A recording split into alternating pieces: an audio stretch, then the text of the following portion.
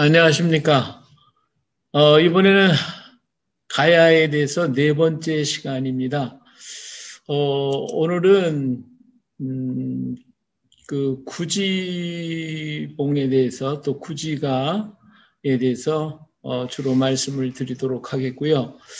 오늘 여기 오신 분들 중에 해외에서 선교사 일을 하시다가 나가지 못하시고 계신 분들 많으신데, 여기 계시는 동안에 이쪽에 오셔서 가야를 한번 돌아보신다고 그러면 아마 귀한 시간 되지 않을까 생각이 듭니다. 몇 분이 같이 오셔도 저희들이 이렇게 인도하고 있으니까 연락 주시면 함께 도마 사역지 돌아보시고 함께 이야기도 나눌 수가 있게 될 것 같습니다. 네, 감사합니다. 이서국과 사로국의 전쟁이 있었다고 그랬죠. 이서국의 왕의 두 아들이 있었는데 하나는 뇌질주일과 뇌질청해라고 하는 아들이었습니다. 이 전쟁에서 이서국이 이제 사로국에 의해서 패하게 되는데 이 뇌질청해는 둘째 아들인데 기매로 오게 되고요.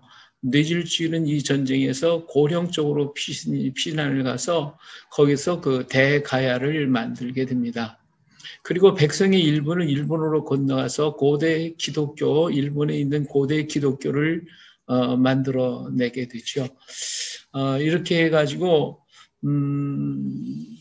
그 교회가 퍼져나가는 모습을 보게 되는데요. 자, 42년에 뇌질청에는 도마를 찾아오게 됩니다. 그래서 구지봉에서 이런 일들이 일어나게 되는데 우리는 이제 구지가라고 얘기하죠. 이 구지가에 대한 우리가 그냥 구지가 이렇게 얘기를 하지만 이 구지가에는 굉장히 귀한 비밀이 담겨져 있습니다. 근데 이것을 우리는 별로 생각하지 아니하고 그대로 구지가 그렇게 얘기하죠. 사실 구지가는 우리의 향가입니다. 이 향가인데 우리나라의 그 삼국유사나 삼국사기나 여기에 나타나 있는 향가 이것을 번역한 사람이 우리 한국 사람이 아니라는 거예요. 이 향가를 번역한 사람은 일본 사람 오쿠라 신베이라고 하는 사람입니다. 이 사람은 1882년에 태어나서 1944년에 졸한 사람인데 일본의 언어학자이면서도 한국어 학자로 굉장히 전평이 나 있는 사람이죠. 일본 미야키 현 센다이에서 출생을 했습니다. 경력은 1906년에 일본 도쿄대학 문학부를 졸업하고요. 1910년에 우리가 한일합방이 되면서 한국에 와서 한국어를 연구하게 됩니다. 그런가 하면 1926년에 벌써 경성제국대학 교수로 재임을 하게 되고요. 33년에 도쿄대학으로 가서 거기서 교수 생활하다가 43년에 정년 퇴직을 한 사람입니다.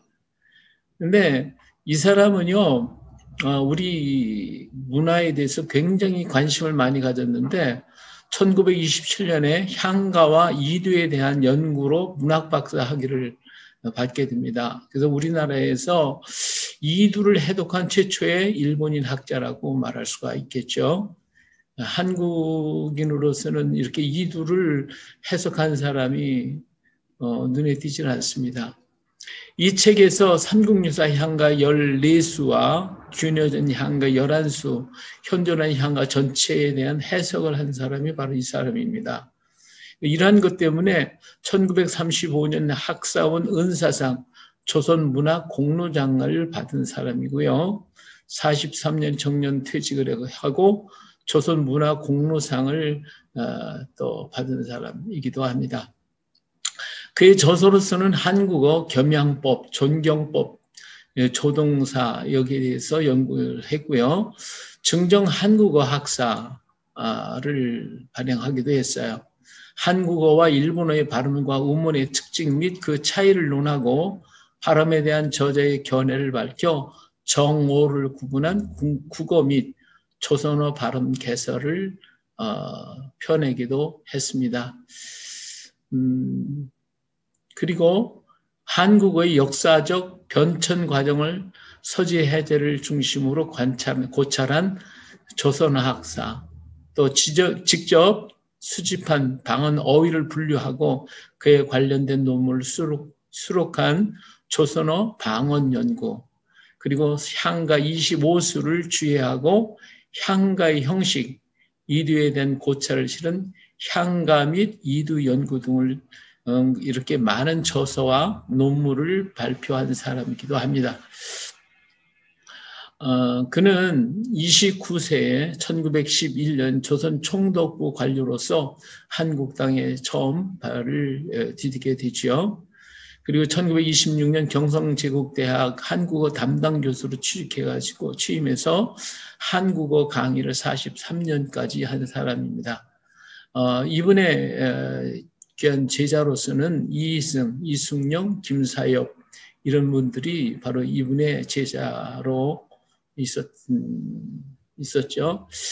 이처럼 굉장히 우리 한국어, 우리 국문학에 엄청난 영향을 끼치는 사람이 바로 이 사람입니다.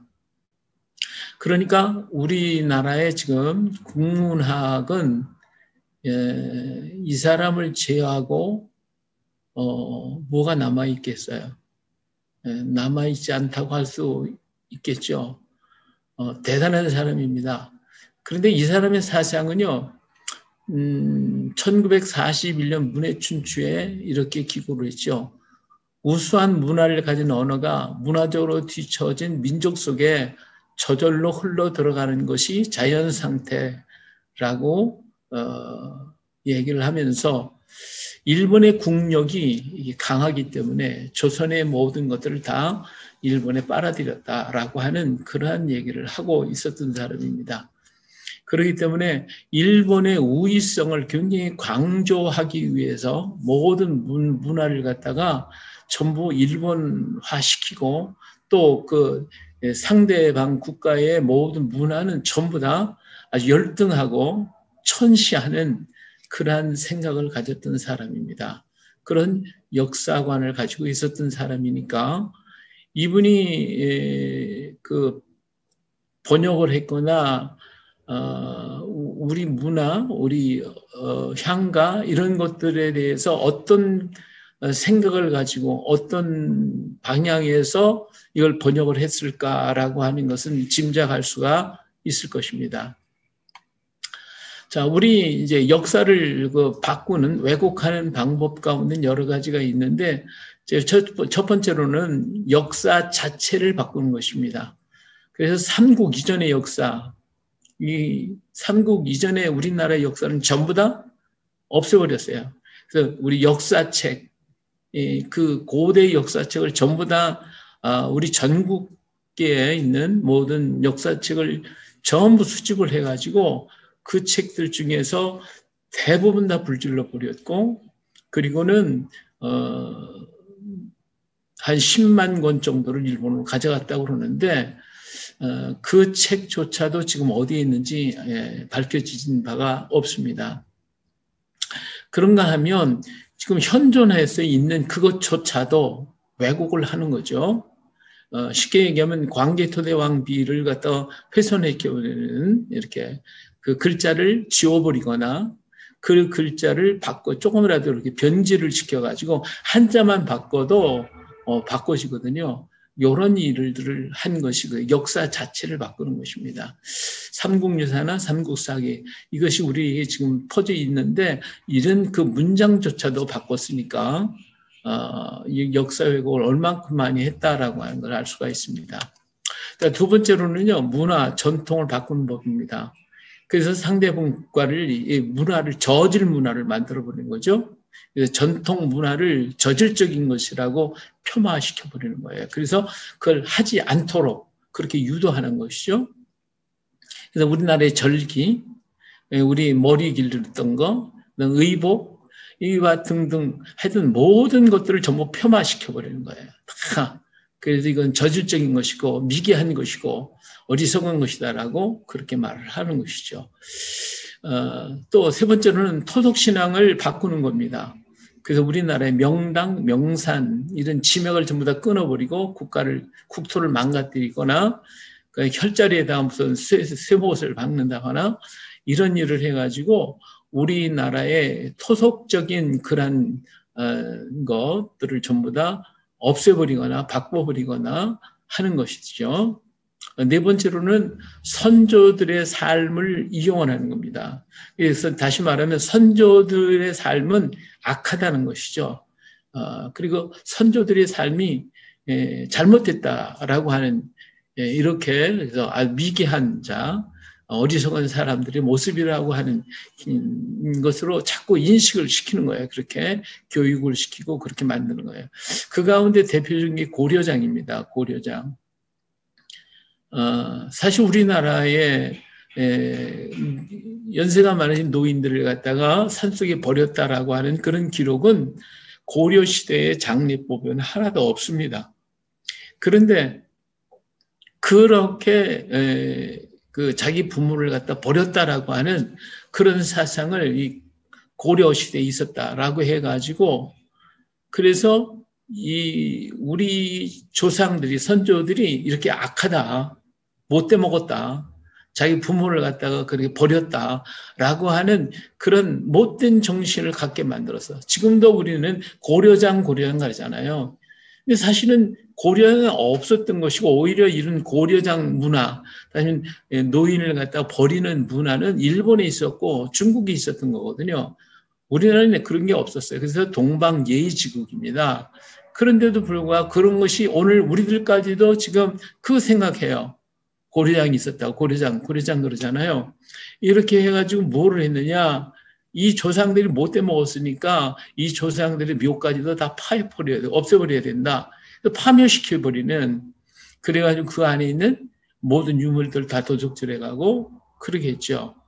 그리고 우리나라는 이 당파를 갖다가 당파가 밤낮 싸움질을 했다고 해서 당파에 대한 것을 자꾸다가 부각을 시켜가지고 이러한 우리나라의 그 사상이 아주 못돼 먹었고 유교적인 사상이 다 못돼 먹었다. 이런 것들을 자꾸 주입을 시켜가지고 우리 민족을 아주 평화시키는 그러한 일들을 하고 있었죠. 그리고 그 이외로서는 혼혈을 시키거나 그래서 사람들을 이주시키는 거죠.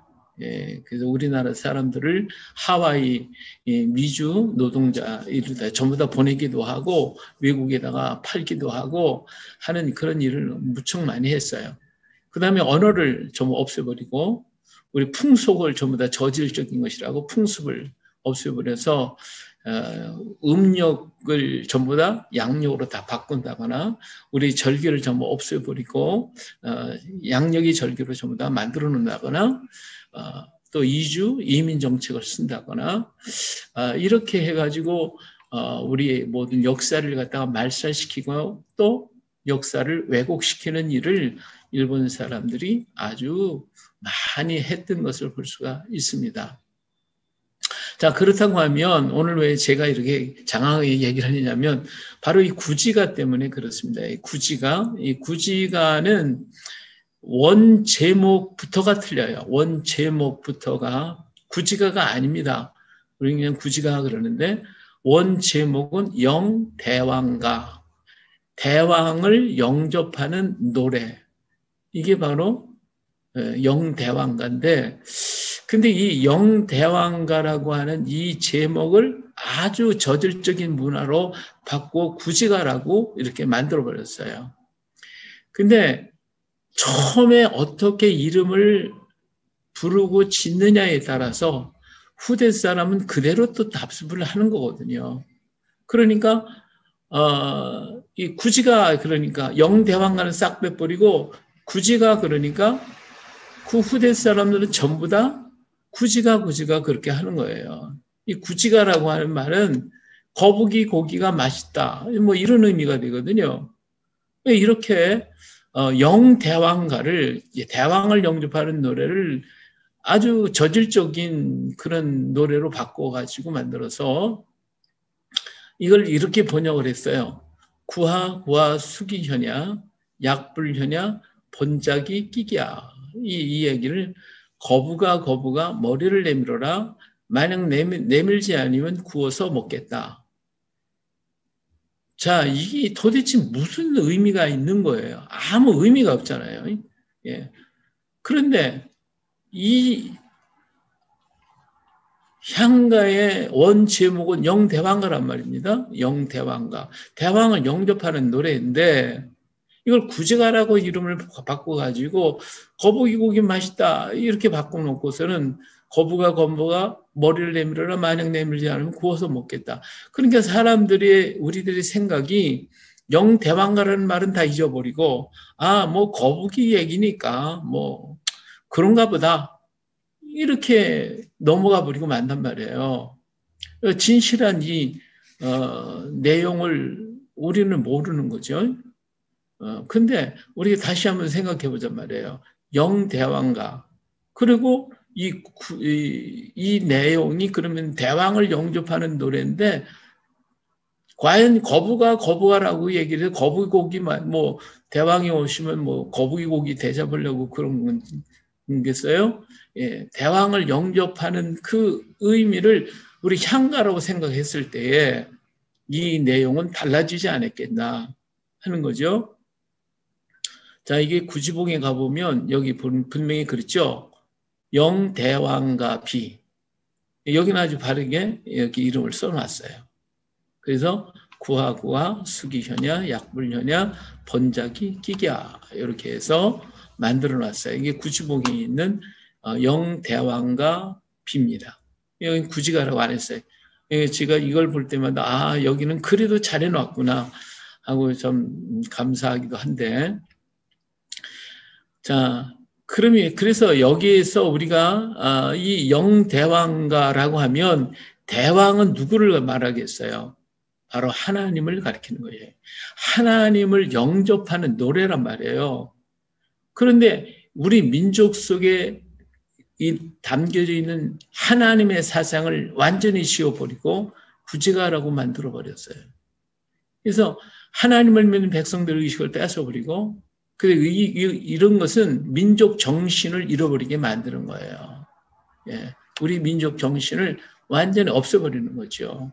이게 굉장히 중요한 겁니다. 우리 민족의 뿌리가 흔들리는 거니까요.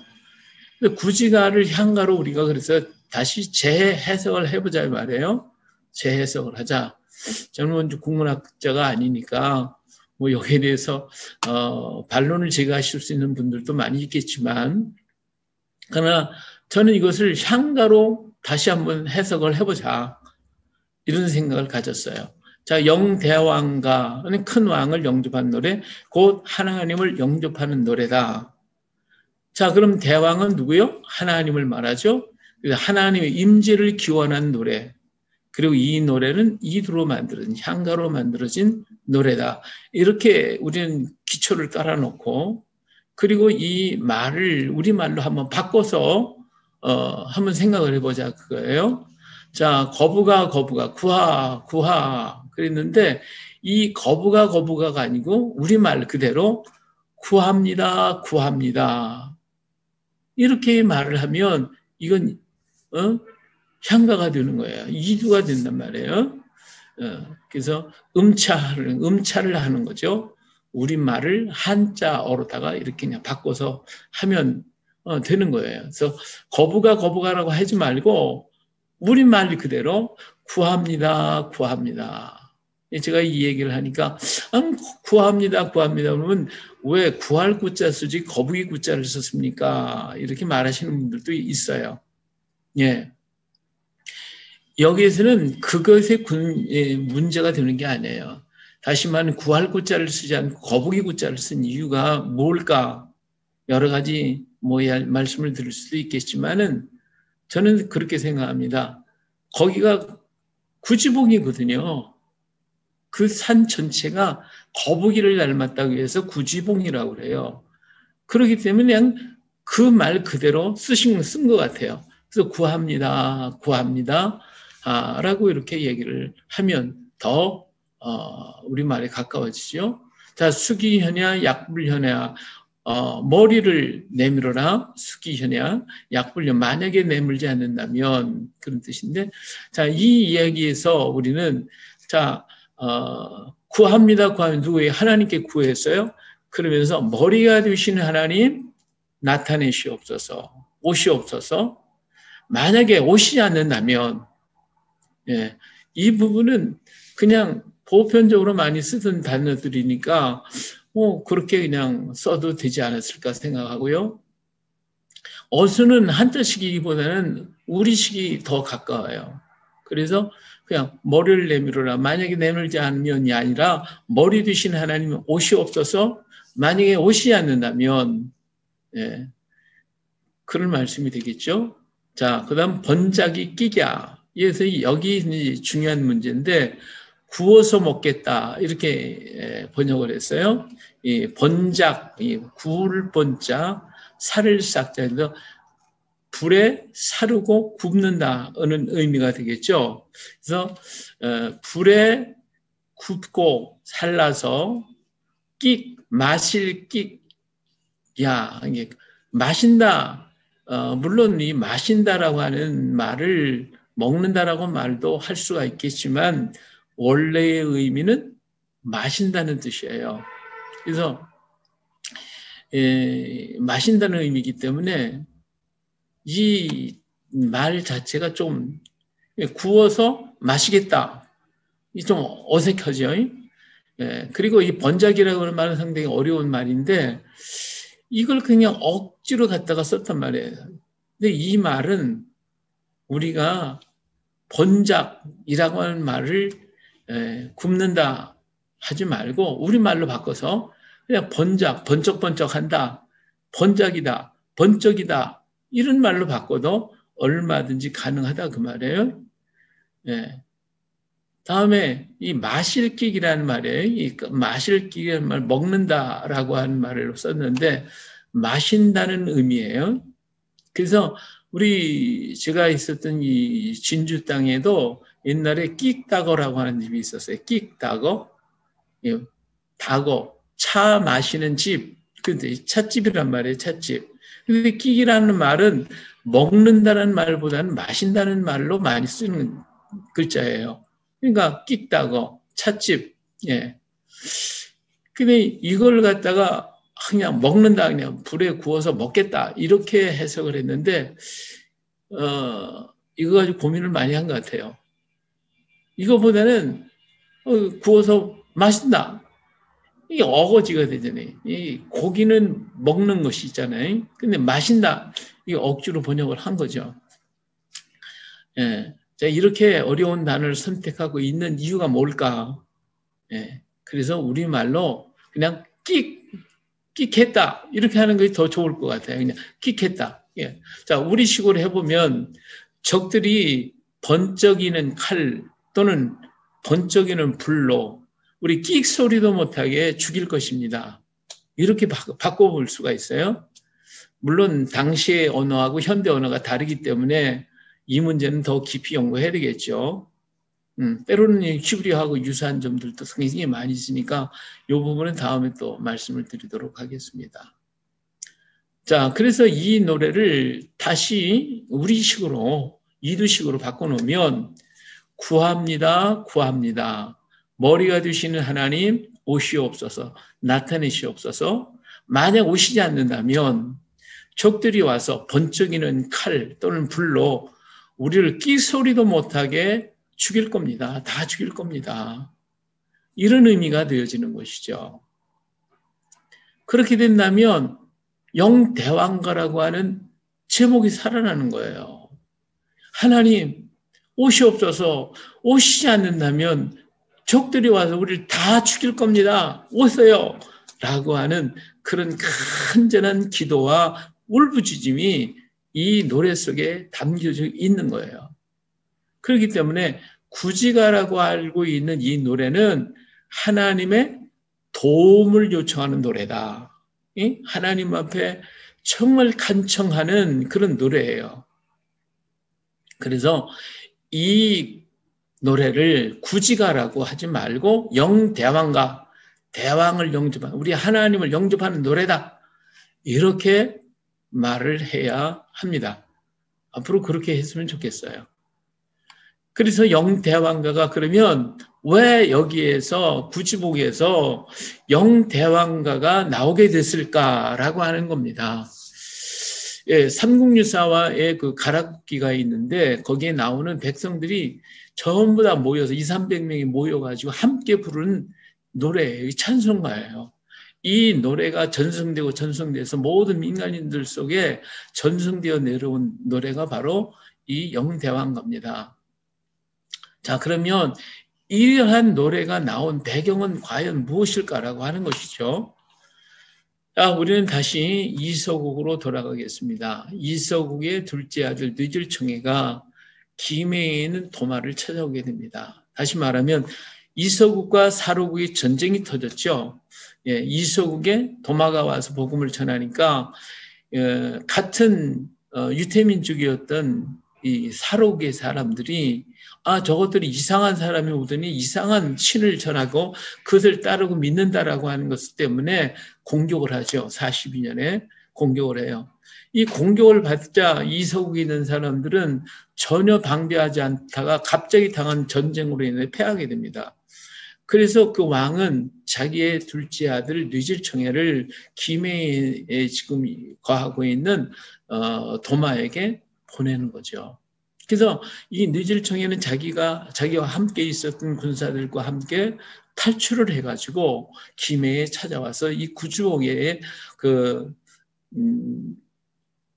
구주봉에서 하나님의 말씀을 전하고 있었던 그 구관들이 모여서 그 도마가 전하는 얘기를 듣고 있는데 거기에 찾아오게 된 것입니다. 와서 그는 거기서 부르짖는 것이죠. 뭐라고 그랬겠어요? 적들이 와서 우리를 다 죽였습니다. 우리 나라가 망했습니다. 하면서 와서 울고불고 난리가 났겠죠. 예.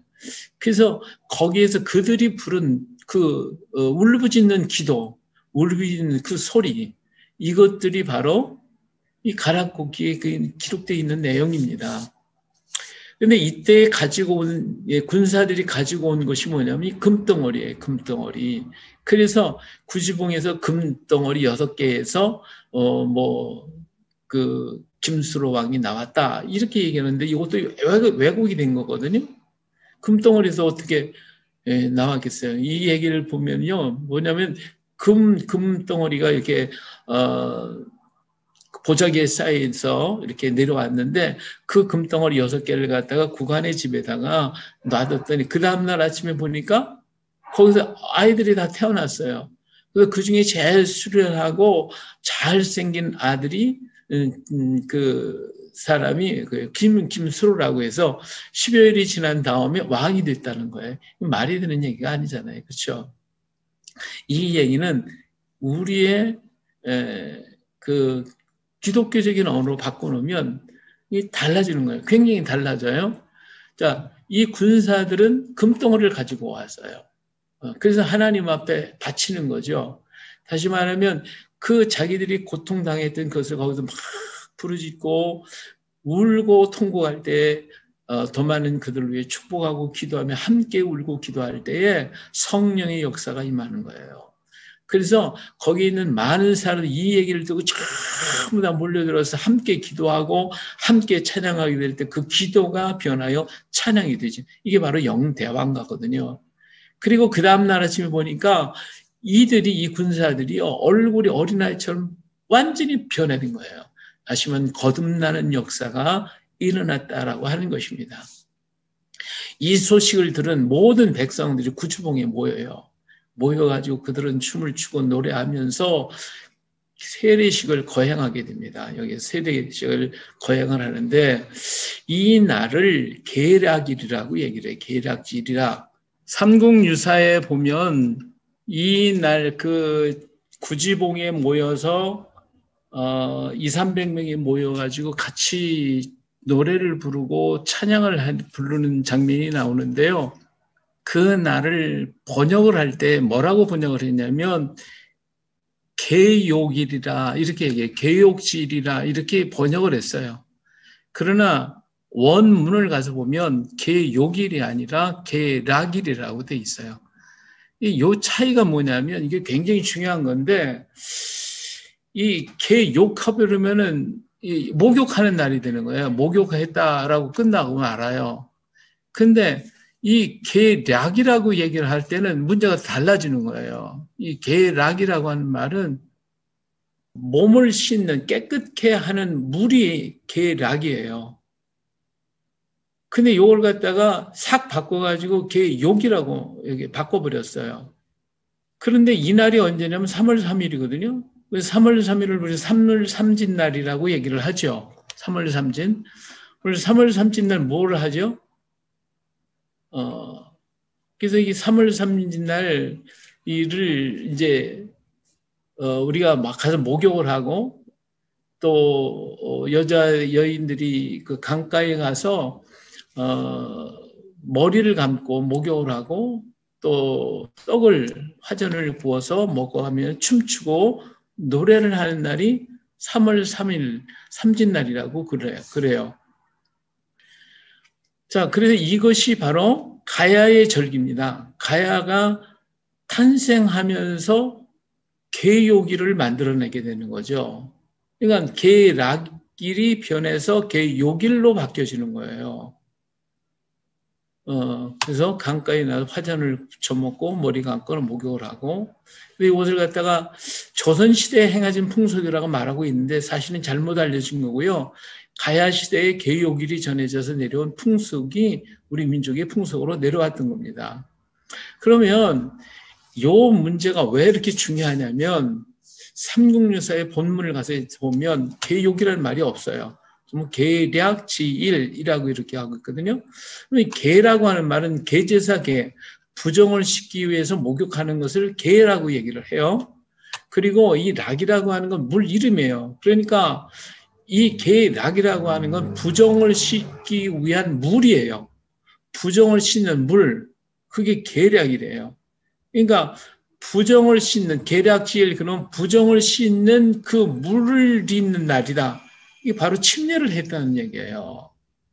그러니까 우리는 그냥 욕하니까 목욕을 했다고 하니까 이게 어떻게 세례라고 말하냐, 이걸 어떻게 침례라고 말을 하냐 이렇게 얘기를 하는데 원 본문에 가서 보면 계략지일이라 그러면 부정을 씻기 위한 물이 있는 그 날, 부정을 씻는 날이 그래서 이 날이 바로 가야가 시작되는 날이 되는 겁니다.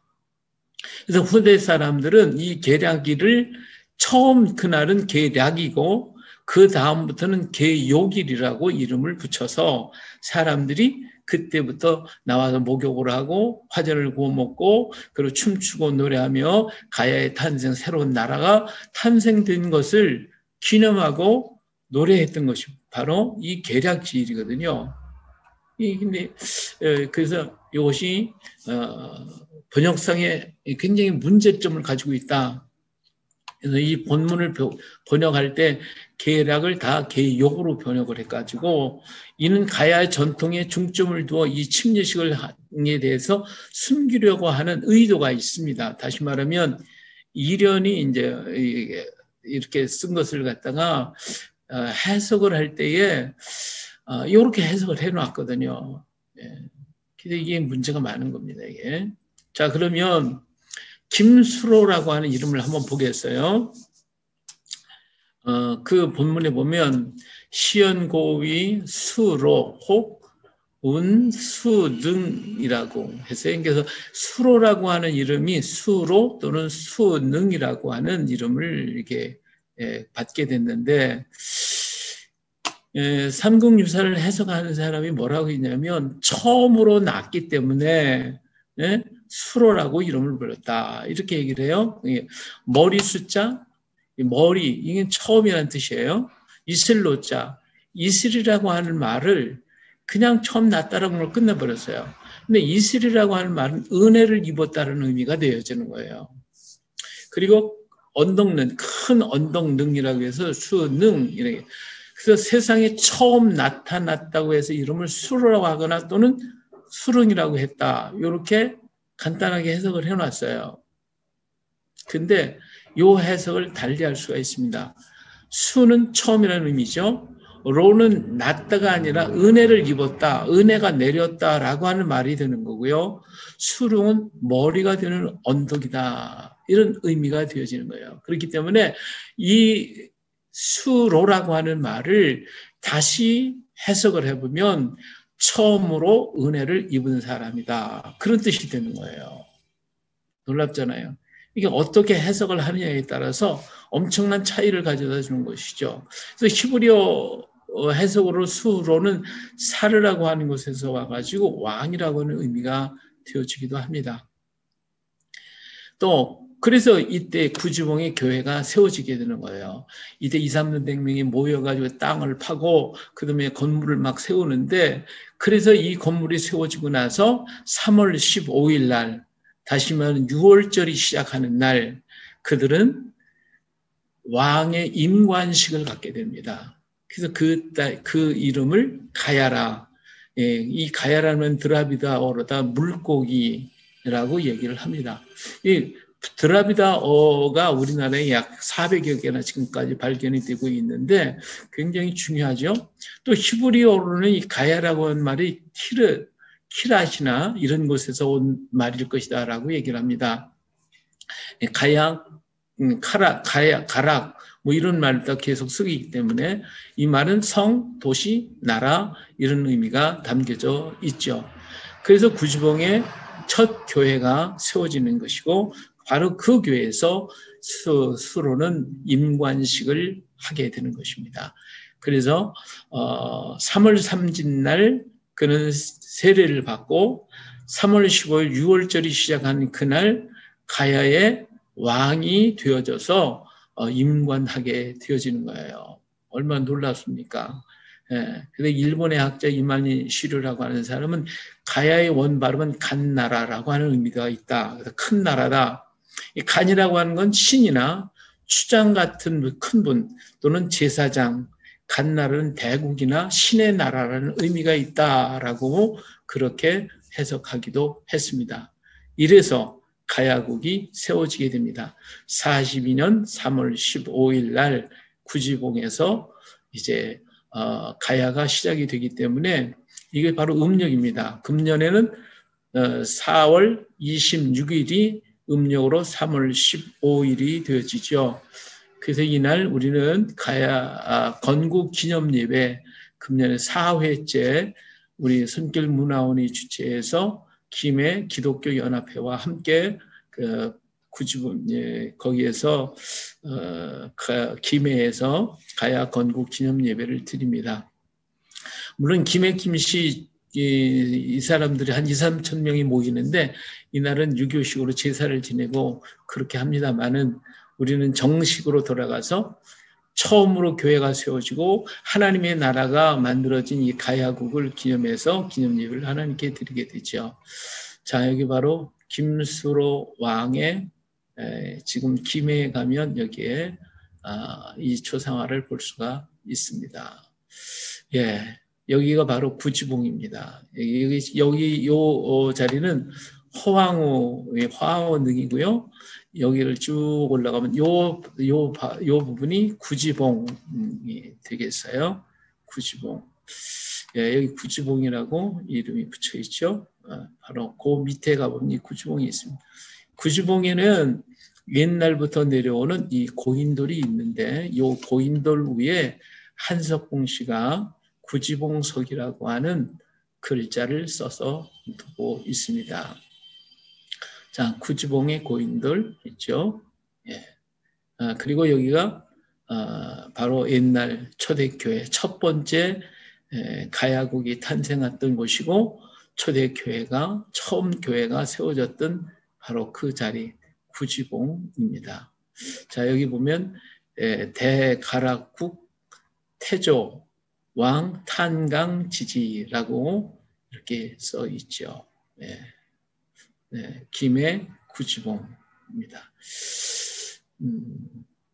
예, 오늘은 여기까지 하도록 하겠습니다.